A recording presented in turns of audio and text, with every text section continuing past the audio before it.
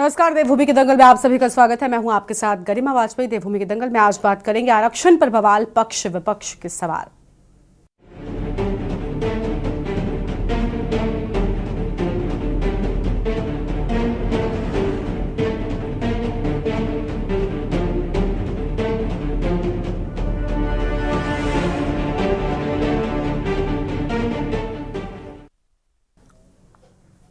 उत्तराखंड में नगर निकाय चुनाव से पहले सरकार ने निकायों में आरक्षण की अंतिम अधिसूचना जारी की है और साथ ही आपको बता दें कि सरकार की ओर से जारी इस अधिसूचना के बाद बीजेपी और कांग्रेस में कोहराम मचा हुआ है। कांग्रेस का आरोप है कि सरकार ने अपनी सुविधा के अनुसार आरक्षण तय किया है, जबकि भाजपा के भीतर भी खुलकर इस आरक्षण का विरोध किया जा रहा है।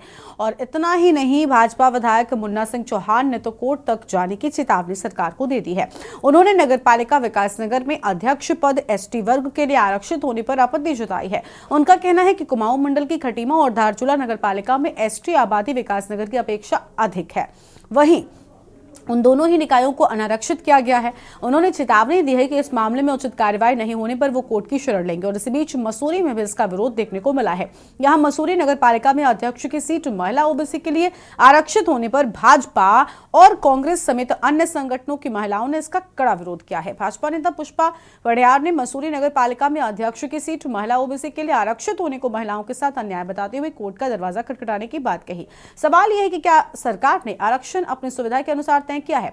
आखिर अपने ही नेताओं की नाराजगी को भाजपा कैसे दूर करेगी? क्या कोर्ट में आरक्षण के अंतरिम अधिसूचना को चुनौती दी जाएगी? इन्हीं सब मुद्दों पर करेंगे चर्चा। एक रिपोर्ट देखिए।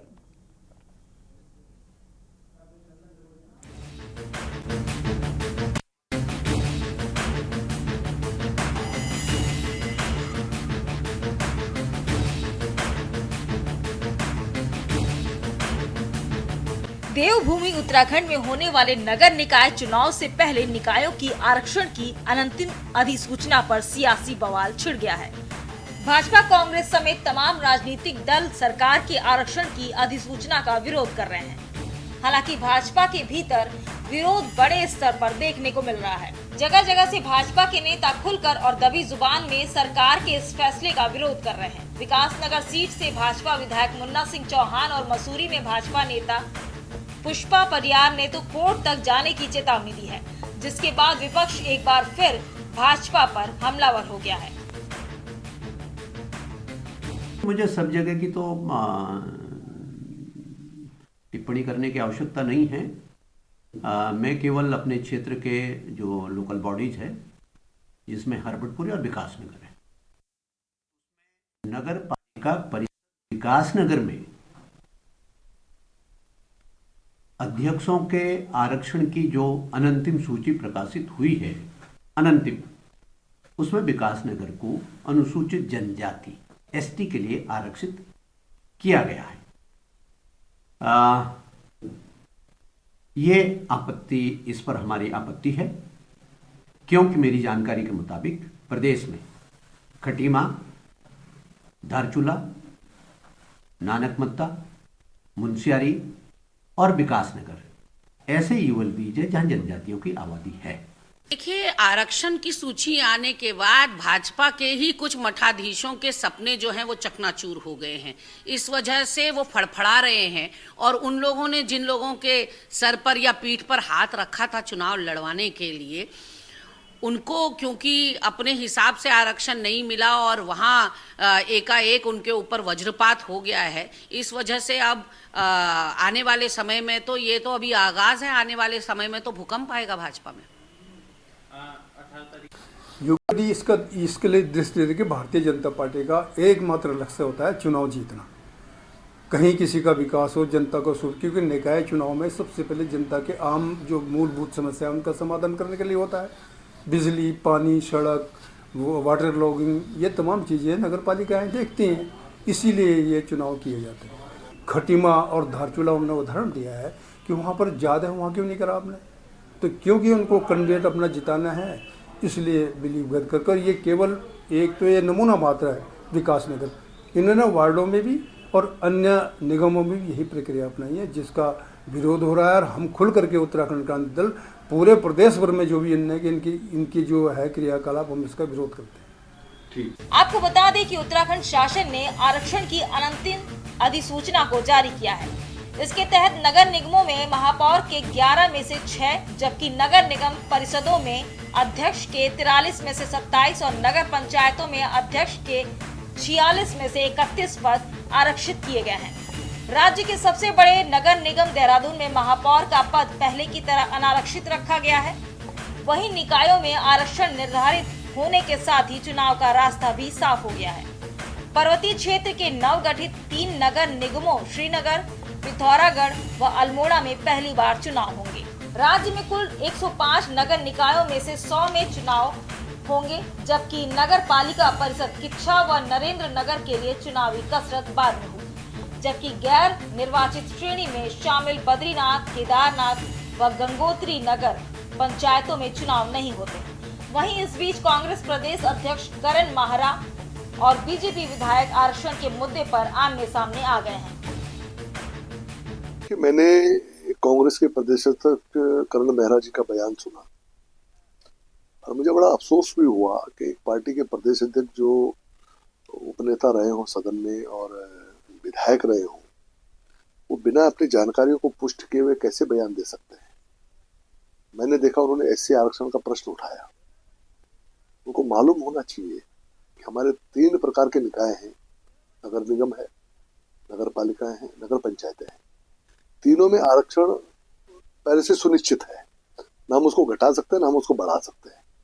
अगर आप एससी आरक्षण की बात करें तो नगर निगम में 9% है, इसी तरह से 14% आपका नगर पालिका में है और 13% आपका नगर पंचायत में है।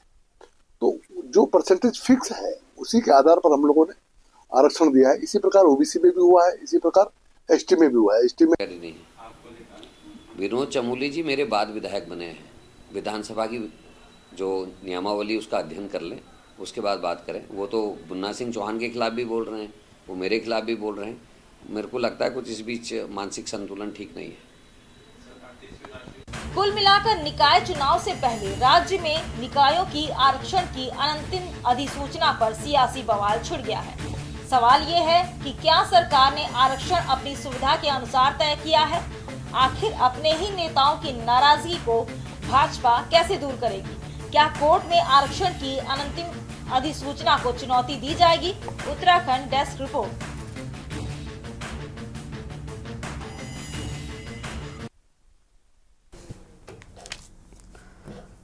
और देवभूमि के दंगल में इसी मुद्दे पर आज करेंगे विस्तार से चर्चा। खास मेहमानों का पैनल हमारे साथ में जुड़ चुका है। हमारे साथ में संजीव वर्मा जी हैं, प्रदेश प्रवक्ता हैं भारतीय जनता पार्टी की ओर से।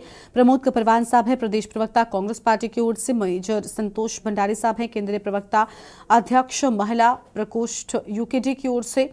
और रतन मणि ढोभाल जी हमारे साथ में हैं, राजनीतिक विश्लेषक हैं।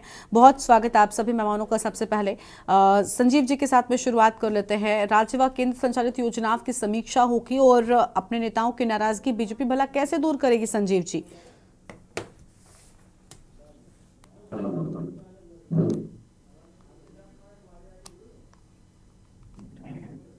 सर अनम्यूट कीजिए, पहले आपकी आवाज नहीं मिल रही है।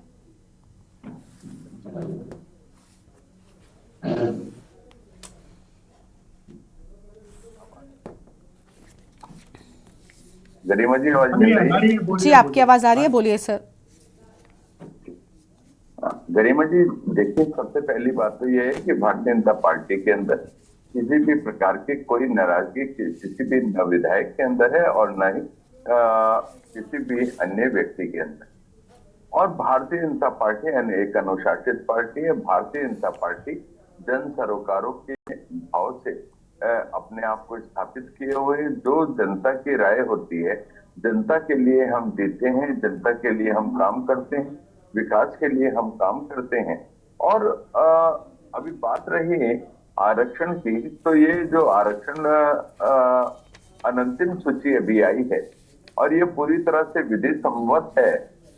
विधि संगत मैं इस करके बोल रहा हूं, जहां पर जिस वर्ग का अधिक संख्या होता है, जहां जो वर्ग ज्यादा संख्या में होता है, उसी के आधार पर लगभग इस प्रकार की एक जो सर्कुलेशन का चक्र होता है वो हुआ करता है। और ये एक नई बात नहीं है, कोई पहली बार ऐसा नहीं हो रहा है। और दूसरी बात, कांग्रेस पार्टी जो मैं सोचता हूँ जिस प्रकार के अनर्गल बयानबाजी कर रही है, ये चुनावों से डर गए हैं। ये डबल स्टैंडर्ड पे हमेशा चलते हैं। अभी कुछ ही जो दिनों पहले कह रहे थे चुनाव नहीं करा रहे, चुनाव नहीं करा रहे। अब जब आरक्षण का पूरा खाका तैयार हो गया है, अनंतिम सूची जारी हो गई है, अब अभी 2-3 दिन पहले इन्होंने एक बयान दिया आपके कांग्रेस पार्टी के प्रदेश अध्यक्ष श्री महाराज जी के द्वारा कि जिस प्रकार से आपने ग्राम पंचायतों के अध्यक्षों को और ग्राम प्रधानों को एडमिनिस्ट्रेटर बनाया है, उसी प्रकार से आप नगर पालिका अध्यक्षों को, सभासदों को और जितने निवर्तमान मेयर हैं, निवर्तमान पार्षद हैं, उनको भी एडमिनिस्ट्रेटिव पावर देकर उनको भी एक तरह से एडमिनिस्ट्रेटर बना दे। यानी कि कल तक जो आप कह रहे थे कि चुनाव कराइए, चुनाव कराइए, जब चुनाव की तरफ 1 या 3 कदम आगे बढ़ गए हैं, पूरी प्रक्रिया, पूरे प्रोसेस में हम लोग लग गए हैं, सरकार लग गई है, अब आप चुनाव को डिरेल करने का एक आप षड्यंत्र कर रहे हैं। यानी कि कभी आप कहते हैं कि चुनाव कराइए, कभी कहते हैं कि चुनाव रहने दीजिए, आप एडमिनिस्ट्रेटर बिठा दीजिए। तो आपका मंतव्य क्या है, आप चाहते क्या है? और गरिमा जी देखिए, अभी ये अनंतिम सूची जारी हुई है, इसमें अभी 7 दिन का समय है। कोई भी व्यक्ति चाहे इसके ऊपर अपनी आपत्ति दर्ज करा सकता है और यदि उसकी कोई भी आपत्ति है तो उसको सुना भी जाएगा और यदि वाजिब पाई जाती है तो उसके अंदर जो भी उसमें विधि सम्मत जो भी मैं सोचता हूँ प्रोसेस होता है वो भी किया जाएगा। और देखिए, ना तो जो ये जो क्रम होता है ओबीसी का, एससी का, एसटी का, और इसको ना हम घटा सकते हैं ना बढ़ा सकते हैं। और कांग्रेस पार्टी हमेशा हर चीज के ऊपर नुक्ताचीनी करने का इनका एक स्वभाव बन गया है, इनकी आदत बन गई है। इनके पास, इनको अब जब अपनी हाथ इनको दिखाई दे रहा है कि हम बुरी तरह से चुनाव हारने वाले हैं। और गरिमा जी, बड़ी बात क्या है, आज एक बड़ा बयान कांग्रेस पार्टी की तरफ से आ रखा है कि हम महिला को चुनाव लड़ाने के लिए सोच रहे हैं। ये वही लोग हैं जो जिनकी बड़ी नेता प्रियंका गांधी ने एक बार अभी पिछले विधानसभा चुनाव में एक नारा दिया था, लड़की हूँ, लड़ सकती हूँ। और एक इस प्रकार का टिगोपा छोड़कर जिसने बोला था कि मैम 40% जो सीटें हैं वो अपनी मातृशक्ति को देंगे, महिलाओं को देंगे। और उत्तराखंड की यदि हम बात करते हैं, 70 सीटें हैं, 40% के हिसाब से 28 सीटें बनती हैं। तो 28 सीटें आपको मातृशक्ति को देनी चाहिए थी, किंतु आपने 4 सीटें दी। 4 में से भी 1 सीट मातृशक्ति से छीनकर हरीश रावत जी उसके ऊपर लड़ गए। तो आपकी करनी और कसनी में पर्याप्त अंतर है। आप जो बोलते हैं वो करते नहीं हैं और जनता को गुमराह करने का एक षड्यंत्र और साजिश लगातार रचते रहते हैं। तो आपकी न तो आपके पास कोई विकास का मॉडल, ना आपके पास आपकी कोई सोच है। आप केवल और केवल गुमराह करने की राजनीति करते हैं, झूठ बोलने की राजनीति करते हैं। और यही एक बड़ा कारण है कि जनता आपको लगातार नकारने का काम कर रही है। और आने वाला जो नगर निगम का, नगर पालिका के चुनाव है, उसमें भी कांग्रेस की बद से बदतर स्थिति होने वाली है। और कांग्रेस पार्टी को तो देखिए, ढूंढे से अपने उम्मीदवार भी मिल नहीं रहे हैं, इसीलिए ये लोग रोज आना नए टिकुपे छोड़ रहे हैं। कभी आरक्षण की बात करते हैं, कभी अपने उम्मीदवारों के चयन की बात करते हैं, कभी कोई अन्य मुद्दा उठा देते हैं।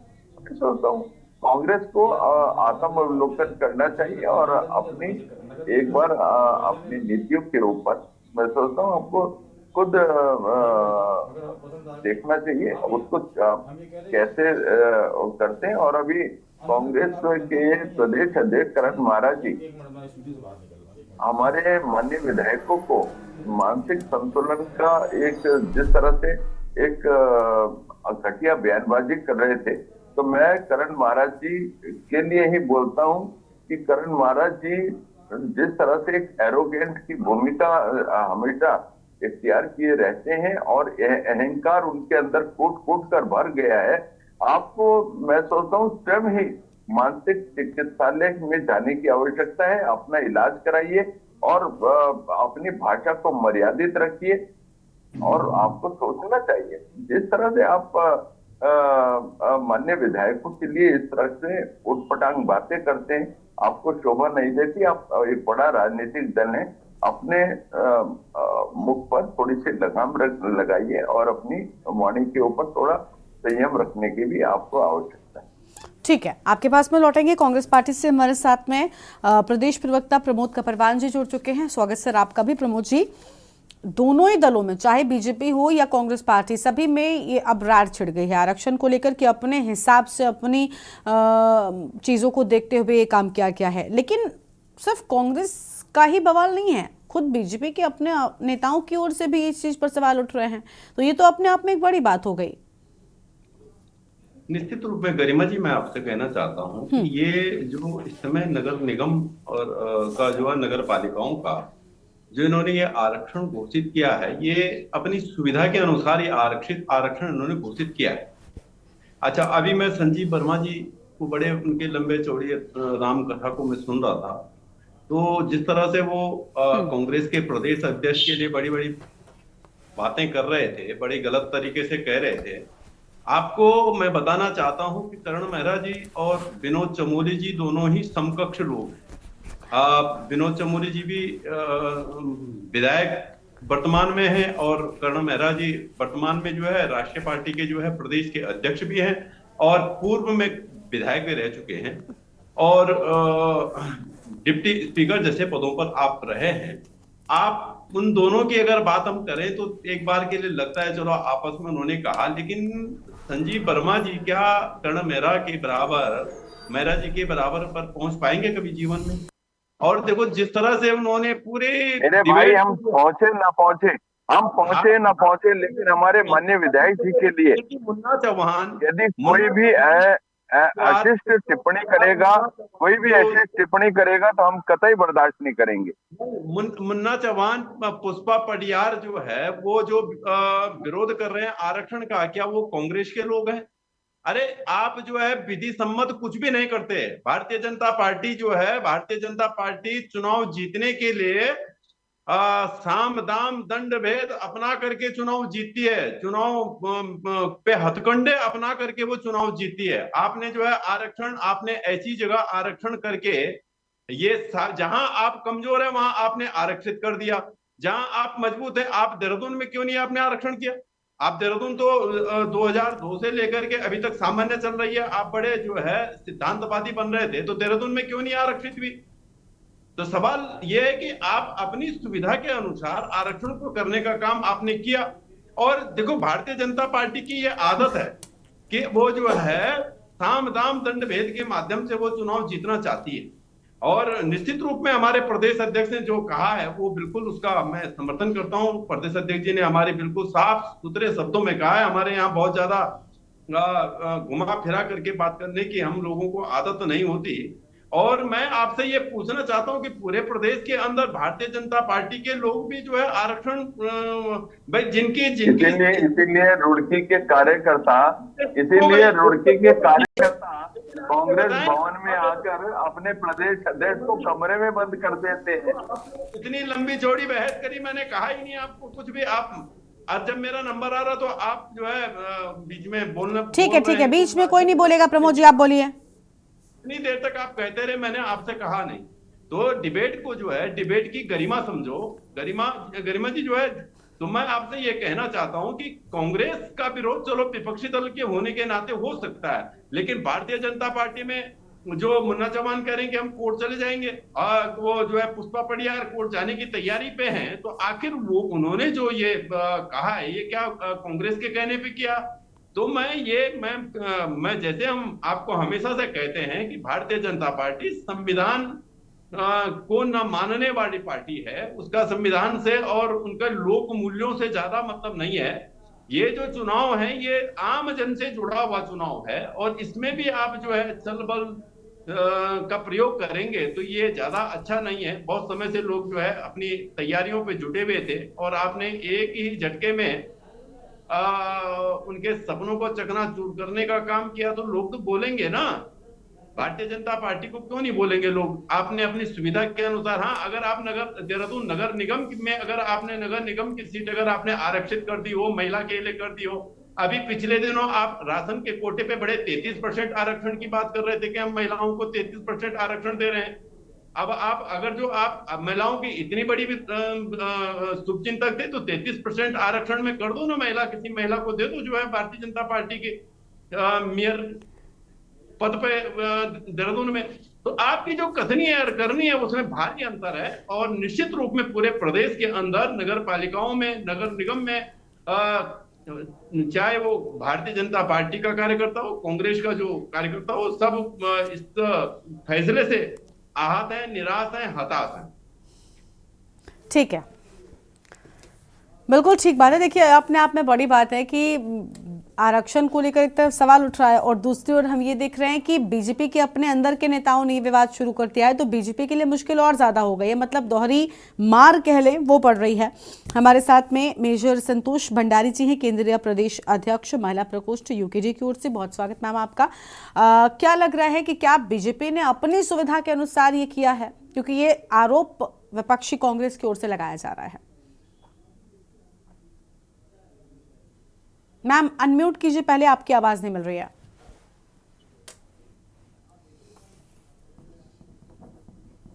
मैम आपकी आवाज नहीं मिल रही है, अनम्यूट कीजिए please. Hello, can you hear me now? Yes ma'am, बोलिए। सभी को मेरा प्रणाम। जय हिंद, जय उत्तराखंड। मैं राजनीति में बिल्कुल एक नया चेहरा हूँ, लेकिन भारत सरकार के साथ में 34 वर्ष नौकरी करने के बाद अब अपने क्षेत्र उत्तराखंड में आ गई हूँ। और उत्तराखंड की जो राजनीति और जो भारतीय जनता पार्टी की राजनीति मैं पिछले 2-3 वर्षों से यहाँ इस प्रदेश में देख रही हूँ। वैसे तो मैं बिल्कुल नॉन पॉलिटिकल लेडी हूँ, लेकिन मुझे लगा, अभी मैं केदारनाथ क्षेत्र का भ्रमण करके आई हूँ इस इलेक्शन के दौरान में, तो यहाँ की जो एक्चुअल कंडीशन है वो देखने के बाद मुझे लग रहा है कि हम जैसे लोगों को जो देश की सेवा करके आए हैं और जो सच्चाई पर चलने वाले लोग हैं, हमें इस प्रदेश में आकर जरूर राजनीति में आना पड़ेगा। और सबसे पहले मैं यही पूछना चाहती हूँ कि सरकार ने ये जो फॉर्मूला दिया है, ये रिजर्वेशन का, किस आधार पर दिया है? नंबर 2, मैं ये पूछना चाहती हूँ गवर्नमेंट को कि आपके खुद के ही ये विकास नगर के श्री मुन्ना सिंह, जो कि बहुत ही शीर्ष व्यक्ति भारतीय जनता पार्टी के, और पुष्पा जी, ये खुद ही इनके अपोज कर रहे हैं, तो इट शोज कि इनके तो आपस में ही एक जुटता नहीं है। अपने कुछ चंद लोगों के कारण इन लोगों ने, मुझे लगता है, ये रिजर्वेशन किया है यहाँ पर, और इन्होंने जो भी ये प्रॉपर इसको वर्कआउट नहीं किया है और अपनी सुविधा के हिसाब से ये यहाँ पर इलेक्शन लड़वाने का काम कर रहे हैं। और उत्तराखंड क्रांति दल जो है ये बहुत अच्छे से इस पर भी देख रहे हैं कि क्या चल रहा है। और हम तो मैं प्रमोद जी से भी बिल्कुल इनकी हर बात से सहमत हूँ, जितनी इन्होंने बातें कही हैं। सेम पॉइंट मैं भी वही दोहराना चाहती हूँ कि भारतीय जनता पार्टी सिर्फ साम दाम दंड भेद, और ना केवल साम दाम दंड भेद, मैं आपको इनकी और सच्चाई बताना चाहती हूँ जो मैंने अभी केदार क्षेत्र में देखी है। ये शराब के दम पर वोट लेते हैं, ये पैसे के दम पर वोट लेते हैं, और ये यहाँ की उत्तराखंड की जनता को बेवकूफ बनाने पर लगे हुए हैं, और ये पहाड़ियों को बुद्धू बनाने में लगे हुए हैं। तो मैं इनको चेतावनी देती हूँ कि आप अपने जो ये कार्य कर रहे हैं यहाँ की भोली भाली जनता के साथ में आप थोड़ा सा संभल जाइए। भारतीय जनता पार्टी देश में राज कर रही है, तो थोड़ा सा उत्तराखंड को भी आप आगे बढ़ाने में कृपया ध्यान दीजिए। आप सिर्फ अपनी व्यक्तिगत राजनीति चमकाने के लिए यहाँ पर खिलवाड़ मत कीजिए। जो भी आप यहाँ पर कर रहे हैं मनमानी कर रहे हैं, और ये सिर्फ इसी तक सीमित नहीं है। इसके अलावा आप देख लीजिए यहाँ पर उत्तराखंड में कानून व्यवस्था की क्या धज्जियां उड़ रही हैं। पिछले 10 दिन का आप अखबार उठा के देखिए, आप न्यूज चैनल देखिए, जहां पर भी देखेंगे आप मर्डर, यहाँ पर बलात्कार और यही घटनाएं हो रही हैं। क्या इसीलिए इन लोगों ने ये सरकार चलाने का ठेका ले रखा है कि यहाँ पर इनका कोई प्रॉपर ये नहीं चल रहा है, राज नहीं चल रहा है? ये गुंडा राज यहाँ पर हो रहा है बेसिकली। मैं आपको बताना चाहती हूँ अपने माध्यम से, ये बहुत ही शर्मनाक बात है। और अभी आप ये अगर नहीं करेंगे तो अभी उत्तराखंड क्रांति दल इलेक्शन कमीशन के पास जाएंगे और जरूरत पड़ी तो हम सड़कों पर भी आएंगे। बिल्कुल, साफ तौर पर यानी यूकेडी की भी ओर से इस पूरे मामले को लेकर सवाल उठाया जा रहा है। चलो इस पर और विस्तार से करेंगे चर्चा। खास मेहमानों का पैनल हमारे साथ में लगातार बना हुआ है, लेकिन उससे पहले एक ब्रेक के लिए यहाँ पर रुकते हैं, जो लौटेंगे।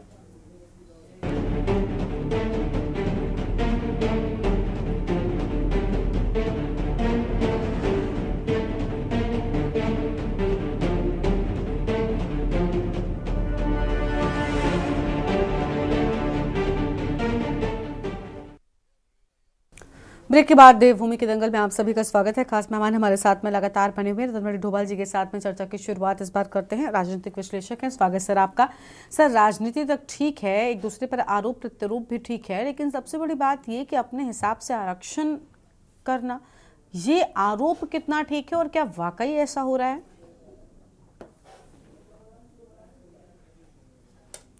अनम्यूट कीजिए। अनम्यूट नहीं हूँ। हाँ बोलिए सर। आ रही आवाज? हाँ जी बोलिए। ये दोनों मतलब अब तो तीन पार्टियां हो गई हैं एक साथ, उनको मैंने सुना है। हम लोग ये समझते हैं कि एक नारा लगाते हैं ना कि जिसकी राजनीति में जिसकी जितनी आबादी उसकी उतनी हिस्सेदारी, और दूसरा कि जो हमारी जो आधा आबादी है महिलाओं की, उसकी चर्चा फिर रुक जाती है, वो नहीं करती है। और इसमें जो महिलाओं के बल पर जो जिस प्रदेश का गठन किया है उसमें भी यही स्थिति है। हम पंचायतों में हम दे पाए हैं 50% आरक्षण की बात हुई है, विधानसभाओं में नहीं दिया, अभी नगर पंचायतों ये हो रहा है, उसमें वो स्थान उनको नहीं मिला। हम उम्मीद कर रहे थे कि शायद मातृशक्ति बहुत बात होती है तो ये भारतीय जनता पार्टी उसको भी एक बनाएगी, उसको 50% हिस्सा मिल जाएगा निकाय चुनाव में भी, लेकिन वो नहीं मिला है। कुल मिला के दोनों पार्टियों का अपना अपना स्टैंड है, वो रहेंगे। विवाद तो है, और सबसे ज्यादा जो विपक्ष का अपनी भूमिका अदा करेगा वो भाजपा के अंदर जो चल रहा है, निश्चित है वो उसको आगे बढ़ाएगा, उसका काम है वो। तो सबसे बड़ी बात यह है कि जो मुन्ना सिंह चौहान कल के नेता नहीं है, वो विनोद चमोला थे उससे पहले के नेता हैं। अब वो अपने बड़े उनसे सीनियर जो लीडर है उन्हीं को कह रहे हैं कि उनको जानकारी नहीं है। अब हो सकता है कि उनको जानकारी ना हो, इतने नादान हो गए हो विनोद चमोला, लेकिन ये कहीं ना कहीं ये सब चीज है। एक तो संवैधानिक बात है कि 74वें संविधान संशोधन जो हुआ है उसकी व्यवस्था के अनुसार हुआ है, और जो भी सत्ता में रहेगा उसको इतना वो तो रहता है कि अपने सुविधा के अनुसार कहाँ वो कमजोर है, कहाँ वो ठीक है, कहाँ उसको अवसर देना है अपने कार्यकर्ताओं को, पार्टी का, वो भी रहता है। इसमें कहीं कोई दो राय नहीं है। कांग्रेस होती तो बीजेपी वाले ये बात कर रहे होते, अब बीजेपी है तो कांग्रेस वाले बात कर रहे हैं, यूकेडी वाले ये बात कर रहे हैं, लेकिन वो रहता है। जो सरकार में होगा वो अपने इसलिए तो सरकार में है वो, अगर वो सरकार में रहते हुए भी अपने दल का वो नहीं देखेगा तो कब देखेगा, क्यों सरकार में होगा वो। ये बात अपनी जगह पर है, लेकिन कुछ असमानताएं हैं। अब हमारे यहाँ उत्तराखंड में सबसे बड़ा पुराना जो नगर निगम है वो तो देहरादून है। तो देहरादून क्यों सामान्य है? उसमें ऐसी कौन सी खासियत है?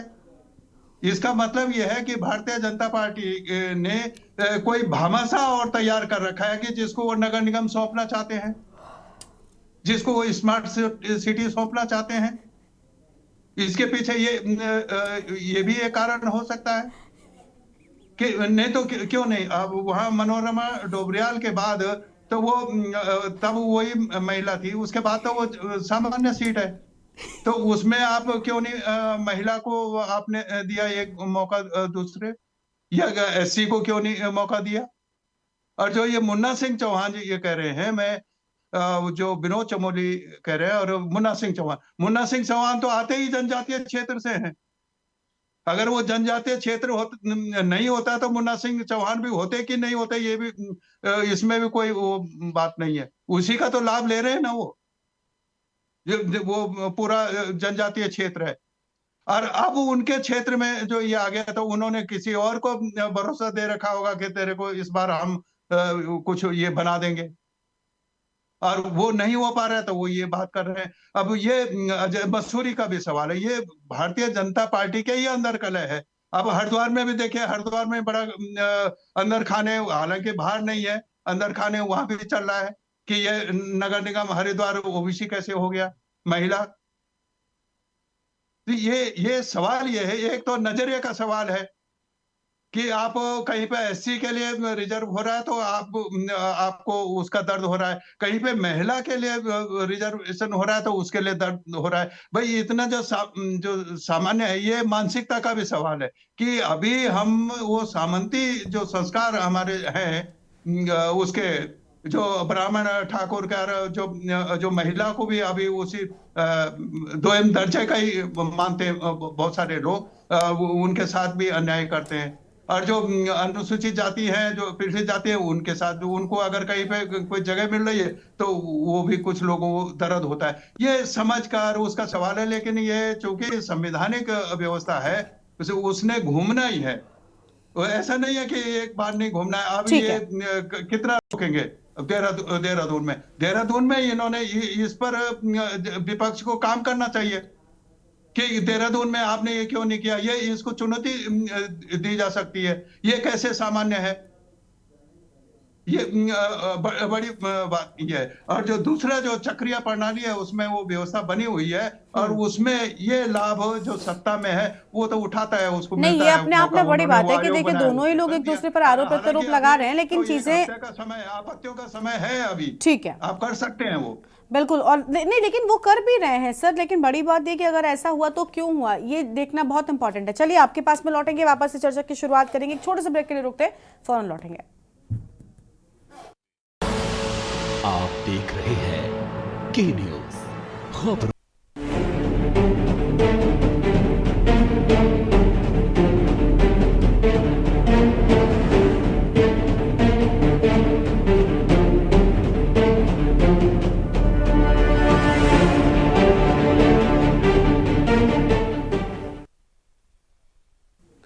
ब्रेक के बाद देवभूमि के दंगल में आप सभी का स्वागत है। खास मेहमान हमारे साथ में लगातार बने हुए। वापस से चर्चा की शुरुआत करते हैं, संजीव वर्मा जी के पास में जाएंगे। संजीव जी, आरोप बीजेपी पर भी लग रहे हैं आरक्षण अपनी सुविधा के अनुसार करने के।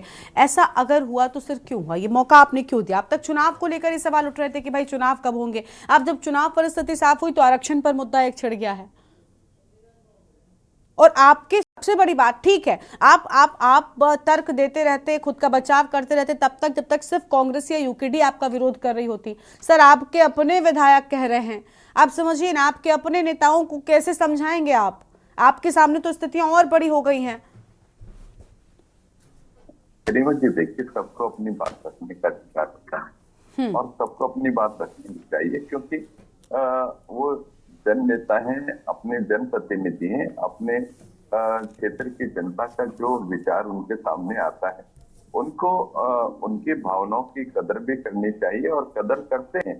हम हमारे जितने जनप्रतिनिधि हैं, चाहे वो नगर पंचायत के से संबंधित हो, नगर पालिकाओं से संबंधित हो, निगम से संबंधित हो या विधानसभा से संबंधित हो, सबका अपने अपने क्षेत्र के जो लोग होते हैं, वो लोग उनके सामने अपनी बात रखते हैं, वो उनकी बात को आगे बढ़ाते हैं, आगे रखते हैं।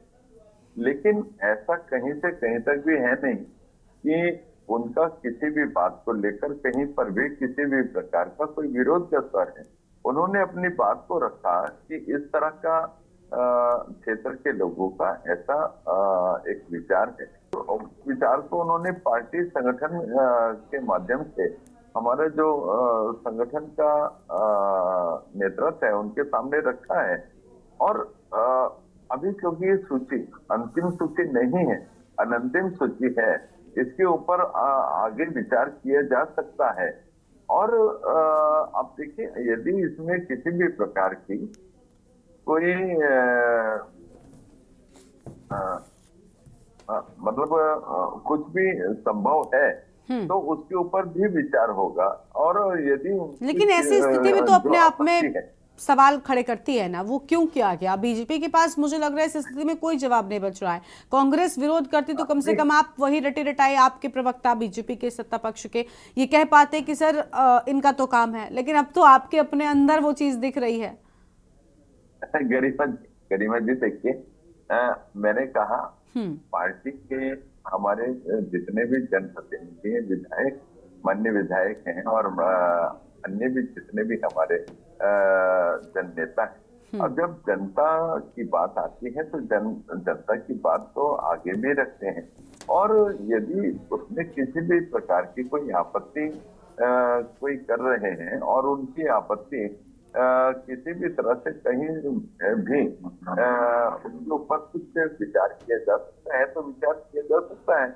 अभी 7 दिन का आपत्ति के निस्तारण का समय है और अभी 7 दिन के बाद जब अंतिम सूची आएगी तो अंतिम सूची में जो भी निर्णय संगठन का और सरकार का और जो भी हमारी ये बॉडी है जो इसके ऊपर पूरा अपना निर्धारण करती है, जो भी उनका निर्णय होगा वो हम सबको एक तरह से सर्वमान्य भी होगा और हम सबके सामने भी आने होगा। कोई बदलाव की संभावना है आप बता रहे हैं? हाँ, उन्होंने कहा है कि अभी थोड़ा इस पर चर्चा होगी। जी। हाँ ठीक है, प्रमोद जी के पास में चलते। प्रमोद जी, आपत्ति दर्ज कराने का वक्त अभी है आपके पास में। अभी रतनमणि जी ने अच्छी बातें कही थी कांग्रेस पार्टी के स्टैंड को लेकर। गरिमा जी, मैं आपको बताना चाहता हूँ कि देखो लोग जो है जिनको आपत्तियां हैं वो जरूर दर्ज करवाएंगे, आपत्ति दर्ज करवाएंगे। और आपत्ति दर्ज आज पहली नई बात नहीं है, इससे पहले भी जो चुनाव में उसमें बहुत सारी आपत्तियां दर्ज हुई, लेकिन उन आपत्तियों पे कभी भी काम नहीं। मैं आपको बताना चाहता हूँ, यदि आपत्ति भारतीय जनता पार्टी जानती है कि कहां पर उनको जो है दिक्कत है तो वो अपने हिसाब से उन्होंने जो है आरक्षण को क्या है आपत्ति अब हम भले ही दर्ज कराएंगे, निश्चित रूप में कराएंगे। और हो सकता है कि कहीं अगर हम 50 जगह आपत्ति दर्ज कराएं, कहीं एक आध जगह हमारी आपत्ति पे सुनवाई भी हो जाए। लेकिन सवाल यह है कि आखिर लोकतंत्र में इस तरह के हथकंडे क्यों? आखिर अगर जो एक बात बताओ ना, आप मुख्यमंत्री जी जहां बैठते हैं, जहां इनके सारे हमारे मंत्री बैठते हैं, सारे विधायक बैठते हैं, देहरादून की जो सीट है वो बहुत महत्वपूर्ण सीट है और आप देख रहे हैं लगातार जो है सामान्य लोग उसका प्रतिनिधित्व कर रहे हैं। तो यदि ये आरक्षण के इतने बड़े हितैषी हैं तो ये देहरादून की सीट पे आखिर इतनी कृपा क्यों है? आप जो है भाई, अगर आपको आरक्षण जो शोषित वंचित लोग हैं उनको अगर आगे बढ़ाना है तो आप भाई सरकार जहां बैठती है अगर वहां भी आप अगर उनको आरक्षण देते तो वो काम करना और अच्छे से काम करते और उनको जो है काम करने का तरीका अच्छे से उनका हो पाता। लेकिन आप जो है जहां मजबूत है वहां आप सामान्य कर देते हैं, जहां आप जो है विपक्ष मजबूत है वहां आप जो है उनकी गणित को बिगाड़ने के लिए आप आरक्षित कर देते हैं। तो ये जो इस तरह की जो हथकंडे इस समय चल रहे हैं तो ये मैं समझता हूं कि न तो उत्तराखंड के लिए अच्छा है न नगर निगम। यानी कांग्रेस पार्टी मानती है, कांग्रेस पार्टी मानती है कि देहरादून में आप पूरी तरह से कमजोर हैं, आपके पास तो कोई उम्मीदवार ही नहीं है, आप नाम में स्वीकार कर एक एक करके बोलिए, एक एक करके। प्रमोद जी, दीपक, संजीव जी, प्रमोद जी और संजीव जी एक एक करके बात कीजिए। तो मैं आपसे गरिमा जी देखिए, अभी मेरे मित्र ने कहा कि जहां पर आप देखते हैं कि आप मजबूत हैं, यानी कि आपने अपनी हार स्वीकार कर ली है देहरादून में। नहीं, हार चुनाव स्वीकार लड़ने नहीं। से वो पहले एक अलग सरेंडर हो मुद्दा गए है। हैं आप। ठीक है, वो आपसे वर्मा जी, भले यहाँ मैं पर मान आपके लेती पास हूँ कि मुद्दा ठीक है कांग्रेस या पार्टी, आप लेकिन मुद्दा संजीव अच्छा जी कर वो सकते मुद्दा हैं। अलग है। देखिए, आपने प्रदेशों में पूरी सरकारें खरीदी। आप तो देखो, आप तो खरीदारी के, आप तो जो है व्यापारी हैं। आपकी पार्टी राजनीतिक पार्टी थोड़ी है, आपकी तो व्यापारिक पार्टी है। मेरे भाई, अच्छी खरीदारी करने का बहुत अच्छा तजुर्बा है आपके पास, बहुत अच्छा तजुर्बा है खरीदारी करने का। आपने संसद में जो जिस तरह चलिए से एक एक करके देखिए करते संजीव जी, हैं, संजीव जी शांत हो जाइए, संजीव जी शांत हो जाइए, ऐसे आपस में एक दूसरे से बात नहीं करनी है। और आप भी शांत हो जाइए प्रमोद जी। मेजर संतोष भंडारी जी के पास पे जाएंगे। संतोष जी, किसके स्टैंड में मजबूती दिख रही है? एक तरफ उनके पास अभी भी आपत्तियों का मौका है, लेकिन उनकी ओर से बड़ी बातें नहीं सामने आई, और बीजेपी में तो खुद के ही अपने मंत्री सवाल उठा रहे हैं। और ये जो अभी भी कुछ गुंजाइश होने की बात कह रहे हैं संजीव जी, इसमें आपको कुछ नजर आ रहा है क्या? आई हैव ए डाउट, क्योंकि इनकी कथनी और करनी में बहुत अंतर है। और वैसे तो आज सुबह से ही देहरादून का डीएम ऑफिस में अगर आप अपने चैनल के किसी रैप को भेजिए तो आपको वहां से भी खबर मिल जाएगी कि सुबह से हजारों लोग वहां पर खड़े हैं और काफी उन्होंने अपनी जो इश्यूज हैं वो डीएम को लिख कर दे दिए हैं। लेकिन भारतीय जनता पार्टी तो ऐसी सरकार है, ये किसी की सुनती नहीं है, ये तो तानाशाह सरकार है मैं कहती हूँ। और मुझे तो डाउट है कि कुछ नहीं होगा, जो इन्होंने कर दिया वो कर दिया है। लेकिन सब लोग मिलकर अभी विरोध जरूर व्यक्त करेंगे। इनके तो अंदर से ही आवाज आपने देख ली है ना, इनके खुद के ही मंत्री संतरी सड़कों पर अभी आने के लिए तैयार हैं। तो ये अपने आप को कैसे बचाएंगे? ये just wait and watch, you will see the truth. Thank you. ठीक है। राजनीतिक विश्लेषक रतनमणि जी, उनके पास एक बार फिर से जाएंगे। रतनमणि जी, बात वही है ना कि सिर्फ और सिर्फ अभी आपने गुंजाइश वाली जो बात संजीव जी से पूछी, क्या वाकई में कुछ है या फिर अब सिर्फ इस पर भी चर्चा होती रहेगी? और कहीं ऐसा ना हो कि नतीजों के बाद कांग्रेस कह दे कि तो अपने हिसाब से चीजें सेट की गई थी। नहीं, देखिए गरिमा जी, अभी एक रेडीमेड बहाना भी हम कह सकते हैं इसको। हाँ, वो बिल्कुल है। ये अंतिमतम इसीलिए है कि इनके अंदर जो कुछ चल रहा है, वो कांग्रेस को आपत्ति है या किसी और को आपत्ति है, उसका कोई मायने नहीं है। कम से कम इस पार्टी के और इस पार्टी की सरकार के अंदर तो वो बेमानी वाली बात है कि वो बहुत ज्यादा विरोध। लेकिन इनके अपने जो झगड़े हैं, जो उनके विधायकों को जब मसूरी से आवाज आ रही है, यहाँ से आ रही है, हरिद्वार में भी वो दिक्कत है।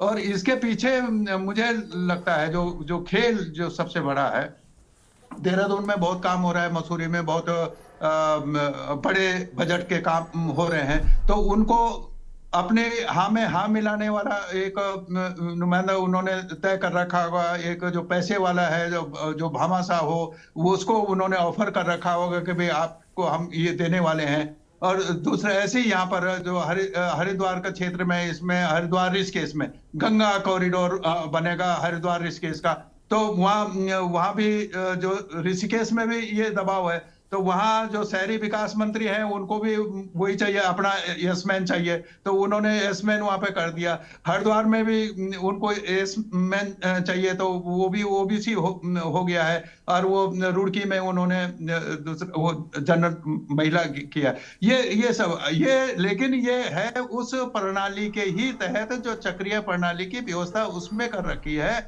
उसमें कहाँ इनको सुविधाजनक है वहां ये कर रहे हैं। अब इनके जो विधायकों ने और दूसरे लोगों ने जो आपत्तियां की हैं, हो सकता है कि उनमें कुछ बदलाव हो जाए, कुछ और चीज आ जाए, लेकिन विपक्ष कह रहा है इसलिए कोई बदलाव होगा, वो उसमें बहुत ज्यादा गुंजाइश की बात नहीं है। ठीक है, बिल्कुल ठीक बोल रहे हैं।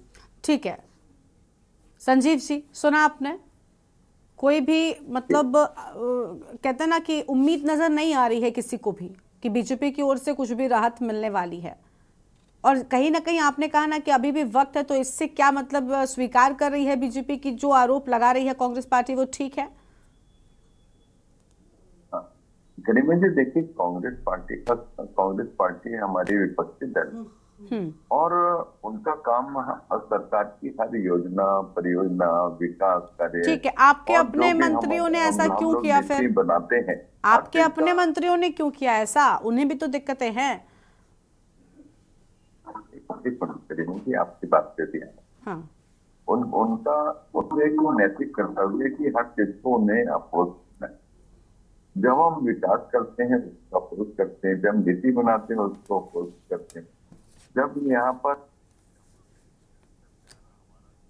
लगातार उत्तराखंड का विकास करती है उसका अपोज करते हैं, जब चार धाम की चारों ओर प्रशंसा होती है वो उससे भी खुश नहीं होते, उसका विरोध करते हैं। जब हम कहते हैं कि एक्सप्रेस हाईवे से उत्तराखंड का उत्थान होने वाला है, जीडीपी को 4 चांद लगने वाले हैं, तो वो कहते हैं कि 4 चांद क्यों लग रहे हैं। तो हर चीज से आपत्ति करना, हर चीज के ऊपर नुक्ताचीनी करना तो एक आदत सी बन गई है। हर चीज के ऊपर झूठ बोलना, हर विषय के ऊपर भ्रम फैलाना, अफवाह फैलाना। और आप ये देखिएगा भारतीय जनता पार्टी जन सरोकारों से अपने आप को जोड़े हुए है और जिस तरह से जहां जहां जितने भी परसेंटेज जिस वर्ग की है उन तमाम वर्गों को एक उचित प्रतिनिधित्व देने का काम भी भारतीय जनता पार्टी कर रही है। और मैं सोचता हूँ जिस तरह से अभी हम चाहे नगर पंचायतों की बात करें, नगर पालिकाओं की बात करें, नगर निगमों की बात करें, अभी वर्तमान में जितनी भी बॉडीज हमारे यहाँ काम कर रही थी उन्होंने सभी ने अपने अपने क्षेत्रों में बहुत महत्वपूर्ण काम किया, विकास कार्य किए। और एक यही बड़ा कारण है, हर व्यक्ति चाहता है कि दोबारा भारतीय जनता पार्टी रिपीट हो, दोबारा भारतीय जनता पार्टी के तमाम 11 के 11 मेयर बने, तमाम भारतीय जनता पार्टी के नगर पालिकाएं की जितनी भी सीटें हैं और नगर पंचायतों की जितनी सीटें हैं उनमें हम भारतीय जनता पार्टी के तमाम प्रतिनिधियों को दोबारा से चुनकर भेजें। तो ये जो हमारा एक विकास का मॉडल है, जनता उसके ऊपर लगातार अपनी एक सहमति की मोहर लगाती आई है, आगे भी लगाने वाली है। अभी देखिए हम यूसीसी की बात कर रहे थे, तो यूसीसी के ऊपर अभी जो 2022 का हमारा चुनाव हुआ था तो हमने अपने संकल्प पत्र में उसकी घोषणा करी थी और संकल्प पत्र में पूरे उत्तराखंड की जनता ने अपना मैंडेट दिया कि आप यूसीसी लागू करिए, यूसीसी के ऊपर ड्राफ्ट आना चाहिए। और जब हमारी सरकार ने उसके ऊपर ड्राफ्ट बनाया, उसको लागू करने की हम लोगों ने बात करी, तो उससे भी कांग्रेस पार्टी को आपत्ति होने लगी। नहीं, कांग्रेस आपने पहले सुनिए संजीव जी ठीक है देखिए, आपने पहले ही कहा कि कांग्रेस पार्टी हमारे राजनीतिक विरोधी दल है, ये सरकार की योजनाओं का विरोध करेंगे। बिल्कुल ठीक कहा, हम हर विरोध में यही मान लेते हैं कि भाई इनका तो काम है विरोध करना, लेकिन सर स्थितियां तब और ज्यादा विकट आपके लिए हो जाती हैं जब आपके अपने पार्टी के लोग, नेता, मंत्री ये विरोध करने लग जाएं।